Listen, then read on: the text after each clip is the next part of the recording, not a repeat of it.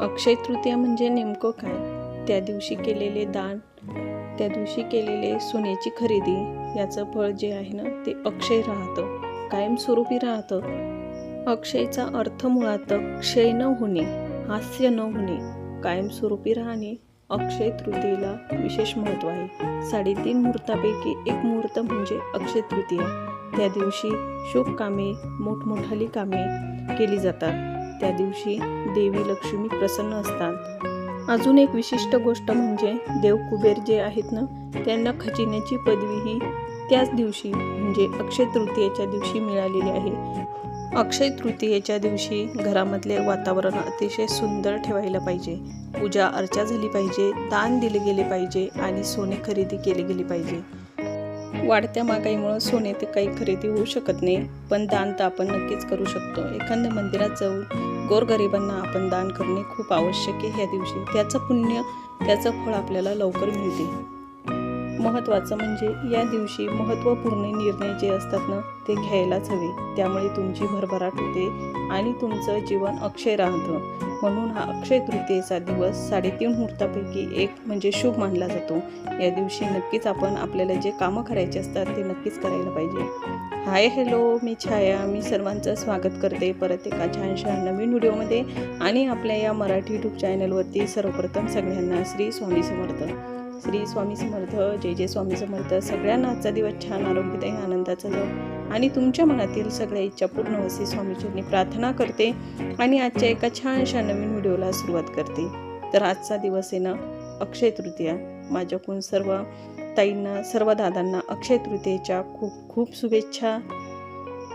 अक्षय तृतीयेचा दिवस हा खूप महत्त्वाचा मानला जातो. म्हणजे 3.5 मुहूर्तापैकी एक मुहूर्त असल्यामुळे या दिवशी बरेच जण घरकामाला सुरुवात करतात.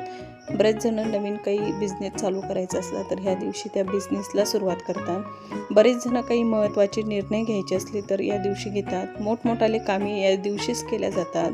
बऱ्याच जणांना दुकानांची ओपनिंग करायची असते, बऱ्याच ताईंना पार्लरची ओपनिंग करायची असते. तर बरेच जण याच दिवशी ते शुभ मुहूर्तावर ते कामं करतात. कारण हा दिवस असा असतो की ह्या दिवशी कुठलाही मुहूर्त आपल्याला कुठंच पाण्याची गरज नसते, कारण हाच मुहूर्त खूप शुभ मानला जातो. कुठलाही मुहूर्त न पाहता या दिवशी केलेले कामं हे शुभच असतात. तर आज अक्षय तृतीया असल्यामुळं सकाळी सकाळी मी घरातली पूर्ण स्वच्छता करून घेतली, घर झाडझूड करून घेतलं, बाहेरचं अंगण झाडून घेतलं, सडा रांगोळी करून घेतली. त्याच्यानंतर थोडंसं गोमूत्र, हळद हे सगळं टाकून फडच्यासुद्धा पुसून घेतल्या. त्याच्यानंतर लगेच फ्रेश झाले आणि इथं मला आता देवपूजा करायची होती, उंबरठ्याचं पूजन करायचं होतं. आज शेगडीची सुद्धा महत्त्वाची पूजा केली जाते, ते मी तुम्हाला पुढं सांगतेच. तर चला पहिले फुलं तोडून घेते आणि त्याच्यानंतर परत बोलते.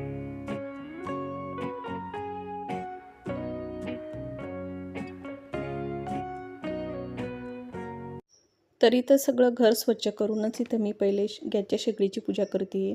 तर इथे मी पहिले दिवा प्रज्वलित करून घेतला. त्याच्यानंतर आपल्या गॅसच्या शेगडीवरती एक स्वस्तिक काढून घेतलं. हळदी, कुंकू, अक्षदा, एक फुलं अर्पण करून इथं मी गॅसच्या शेगडीची पूजा करून घेतलेली आहे.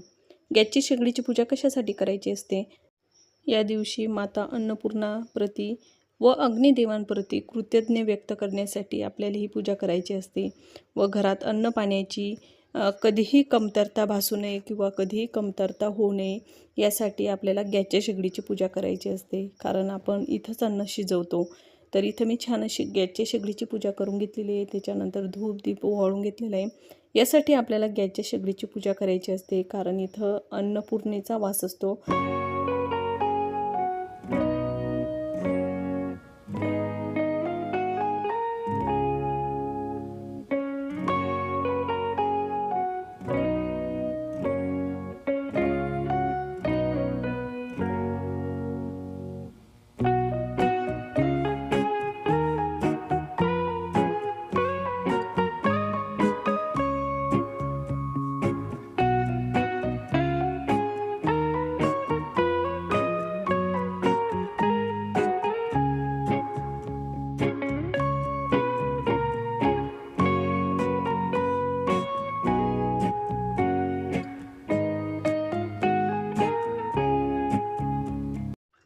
तर मला आता इथं उंबरठ्याचं पूजन करायचं होतं, तुळशी मातेची पूजा करायची होती. तर इथे मी हे 3 दिवे लावून घेतले. जे 3 दिवे लावले जातात, आज 3 दिव्यांना सुद्धा खूप महत्त्व आहे. तर ते कोणते? तर आपल्याला 2 दिवे जे असतात ना, तर ते उंबरठ्यावरती लावायचे असतात आणि एक दिवा आपल्याला पिंपळाच्या झाडाखाली लावायचा असतो. ज्यांना पितृदोष लागलेला आहे किंवा ज्या घरामध्ये पितृदोष असल्यामुळं बरेचसे कामं अडथळीत येत आहेत, तर अशा वेळेस काय करायचं? ज्या दिवशी अक्षय तृतीया असते ना, तर त्या दिवशी तुम्ही पिंपळाच्या झाडाखाली एक दिवा नक्की लावायचा. त्याच्यामुळं काय होतं, आपला जो पितृदोष असतो तो बराचसा कमी होतो. म्हणजे जे अडथळलेले कामं असतात ते मार्गी लागतात. तर नक्कीच तुम्ही म्हणजे पिंपळांच्या झाडाखाली दिवा नक्कीच लावायला पाहिजे. त्याच्यासाठी हे 3 दिवे लावले जातात. तर इथं आज मी हळदीचं लेपन काही केलं नाही, कारण देवांश घरी असल्यामुळं तो काही हळदीचं लेपन ठेवत नाही. अशी साधी सिंपलच पूजा करून घेतलेली आहे. देवघरातल्या देवांची देवपूजा करायची होती, पण त्या पहिले इथं मी चहा घेतलेला आहे. सवय लागलेली ना चहा घ्यायची. जोपर्यंत चहा घेत नाही ना, तोपर्यंत मग कामही उरकत नाही. देवघरातल्या देवांची देवपूजा करून घेतली. इथं लक्ष्मी दिवा आज मी लावलेला आहे. आजच्या दिवशी हा दिवा लावणंसुद्धा खूप शुभ मानला जातो, कारण आजचा दिवस हा लक्ष्मीचा दिवस असतो ना, तर त्याच्यामुळंच मग हा दिवा लावलेला आहे. त्याच्यावरती मी काच ठेवलेला आहे. हवेमुळं काय होतं आहे, आता कंटिन्यू फॅन चालू असतो, त्याच्यामुळं दिवा विझून जातो ना, तर इथं मग मी त्याच्यावरती काच ठेवलेला आहे. तर देवाऱ्यातल्या देवांची देवपूजा तर छान अशी करून झालेली, ते काही मी शेअर नाही केलं, पण इथं मला पूजा मांडायची होती. अक्षय तृतीयाची जी थोडक्यात पूजा असते ना, तर तीच पूजा मांडायची होती. इथं मी लक्ष्मी नारायणाचा फोटो ठेवलेला आहे. जे कुबेराचं धन असतं किंवा कुबेरधन म्हटलं जातं, लक्ष्मी नारायणालाच म्हटलं जातं. तर इथं मी लक्ष्मी नारायणाचा एक फोटो ठेवला आणि त्याच्यासमोर विड्याचे पानं ठेवले. एका विड्याच्या पानावरती मी लक्ष्मीची मूर्ती ठेवली, एका विड्याच्या पानावरती मी गणपती बाप्पा ठेवले आणि एका विड्याच्या पानावरती मी एक सुपारी ठेवली. सुपारीच म्हणजे बाळकृष्ण. त्याच्यानंतर त्यांना हळदी कुंकू थोड्याशा अक्षदा अर्पण करून त्यांची पूजा करून घेतलेली.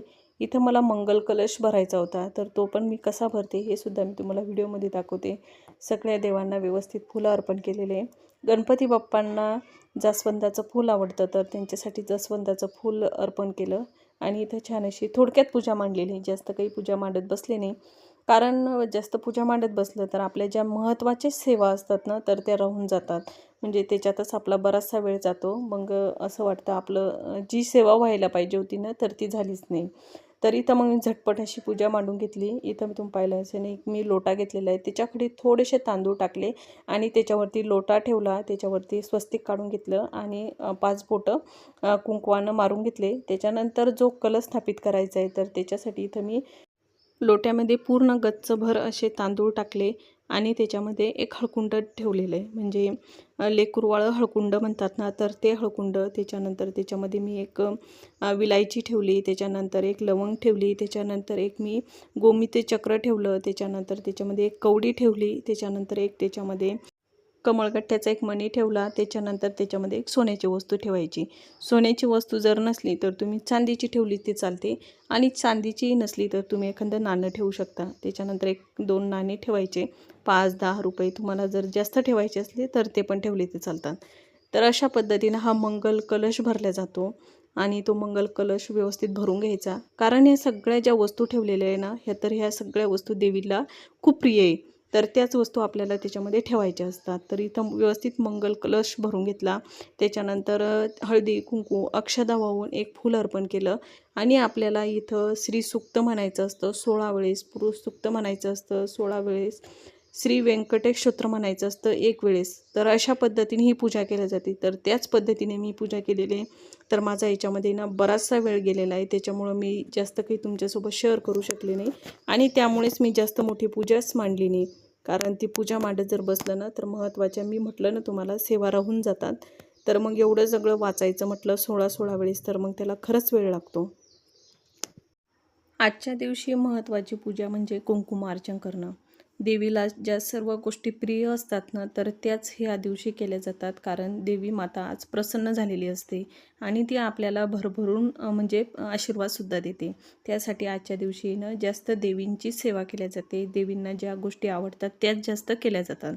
तर इथं मी कुंकुमार्चन करून घेतलेलं आहे. कुंकुमार्चन करतानाच मी 16 वेळेस श्रीसूक्त, पुरुषसूक्त, त्याच्यानंतर व्यंकटेश स्तोत्र हे सगळं म्हणून घेतलेलं होतं. तुम्ही इथं पाहू शकता एवढं सारं कुंकू जमा झालेलं होतं. तर चला इथं नैवेद्याचा स्वयंपाक बनवायचा आहे. त्याच्यामध्ये मी काय बनवते तर हे सुद्धा तुम्हाला दाखवते. इथं लगेच मग पूजा व्यवस्थित करून घेतली. त्याच्यानंतर इथं मी स्वयंपाकाला लागले. तर आजचा जो स्वयंपाक असतो ना, तर तो मला म्हणजे आज पुरणपोळीचा रसाचा स्वयंपाक बनवला जातो, पण मी साधाच स्वयंपाक बनवणार आहे. आजच्या दिवसाला रसाला खूप मान दिला जातो. म्हणजे आजच्या दिवशी ना आंब्याचा रस बनवला जातो. बरेच जण आजपासूनच आंब्याचा रस खाण्याला सुरुवात करतात. तर इथं आंब्याचा रस बनवणार, एक सुकी भाजी बनवणार होती. तर इथं गोबीची भाजी बनवली, कुरडई, पापड, रस आणि बरेच जण आज पुरणपोळी बनवतात. पण मी साध्याच पोळ्या बनवणार आहे. आणि त्याच्यानंतर भजे, असा थोडक्यात माझा आज स्वयंपाक असणार आहे. तर नैवेद्य दाखवायचा आहे. तर त्यासाठी मग इथं मी आणि 12 वाजेच्या आत नैवेद्य दाखवायचा होता ना. आज बरेच जण म्हणजे जेवू घालत असतात पितरांना. तर ज्यांच्या घरी पितृ असतात तर त्यांना पुरणपोळी सगळा वड्याचा त्याचा सगळं म्हणजे सगळे पदार्थ बनवावे लागतात. आणि जे आपण कुरडई, पापड हे जे पदार्थ बनवलेले असतात ना उन्हाळ्याचे, वाळवणीचे, तर ते ह्या दिवशी नैवेद्यामध्ये ठेवले जातात. नवीन जे पदार्थ म्हणतात ना वाळवणीचे, तर ते आजच्या दिवशी नैवेद्यामध्ये ठेवले जातात. ज्यांच्या घरी पितृ जेवायला येतात त्यांना हे सगळं व्यवस्थित बनवावं लागतं. पण मला अजून ते काही बनवण्याची गरज नाही. तर इथं मी छान असा स्वयंपाक करून घेतलेला आहे. आणि ह्या वर्षीच्या ह्या कुरडया बनवल्या ना, तर इथं तुम्ही पाहू शकता किती छान अशा ह्या चिकाच्या कुरडया फुललेल्या आहे. तर खूप छान अशा झालेल्या, एकदम पांढरे शुभ्र अशा कुरडया झालेल्या होत्या. आज पहिल्यांदाच मी त्या तळलेल्या आहे. त्याच्यानंतर पापडसुद्धा तळून घेतले. तर चला मी आता पटकन स्वयंपाक करते. कुरडई पापड काढून घेतले. त्याच्यानंतर लगेच मग त्याच कढईमध्ये इथं मला भजे बनवायचे होते. तर इथं मी भज्याचं सुद्धा भिजवून ठेवलेलं होतं. आपण जर भज्याचं अगोदर भिजवून ठेवलेलं असलं ना 15-20 मिनटं, तर एवढे कुरकुरीत भजे होतात. तर एवढे छान झालेले होते भजे, एकदम असे कुरकुरीत झालेले होते. म्हणजे याच्यात खाता सोडा न टाकता आहे ना भजे छान होतात. तर इथं लगेच मग मी भजे बनवून घेतले. बस माझा रस बनवायचा बाकी होता आणि पोळ्या करायच्या बाकी होत्या. तर म्हटलं चला पहिले आता तेल गरम आहे ना, तर आपण भजेच बनवून घेऊ. तरी इथं मग लगेच मी रस बनवायला घेतलेला होता. रस मी जास्त काही बनवला नाही. पहिला रस असल्यामुळं आणि नवीन आंबे असल्यामुळं म्हणजे जास्त रस खायला पहिले चालत नाही, म्हणजे खायचंच नाही, कारण आपल्या पोटाला त्याचा त्रास होऊ शकतो. इथं मी लगेच रस बनवून घेतलेला आहे आणि थोड्या वेळेस मग मी फ्रीजमध्ये ठेवणार. तर चला मी राहिलेला स्वयंपाक करते. म्हणजे माझ्या पोळ्या करायच्या बाकी आहे, तर लगेच पोळ्या करून घेते. पोळ्या करून घेतल्या आणि त्याच्यानंतर लगेच इथं मी नैवेद्याचं ताट व्यवस्थित काढून घेतलेलं आहे. तर चला मी आता पटकन नैवेद्य दाखवून देते आणि तसं तुम्हाला दाखवतेच.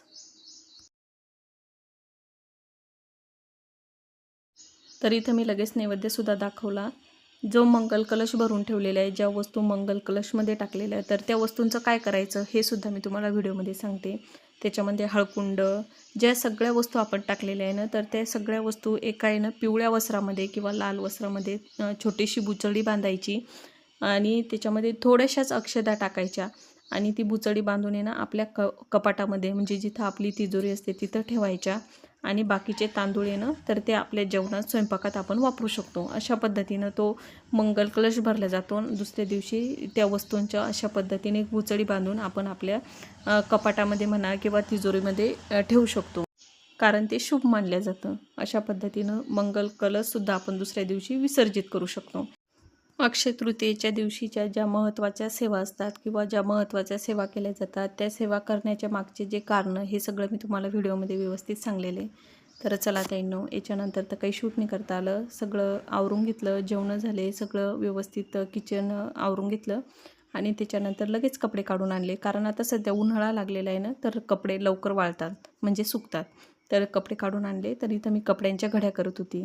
याच्यानंतर तर काही शूट नाही करता आलं. तर चला आजचा व्हिडिओ ना ताईंनो इथंच थांबवते. आय होप तुम्हाला माझा आजचा हा व्हिडिओ आवडला असेल. व्हिडिओ आवडला असेल ना, व्हिडिओला जरूर लाईक करा. भेटूया आपण अशीच एका छानशा नवीन व्हिडिओसोबत. तोपर्यंत तुम्ही स्वतःची काळजी घ्या. श्री स्वामी समर्थ. जय जय स्वामी समर्थ. सगळ्यांना बाय.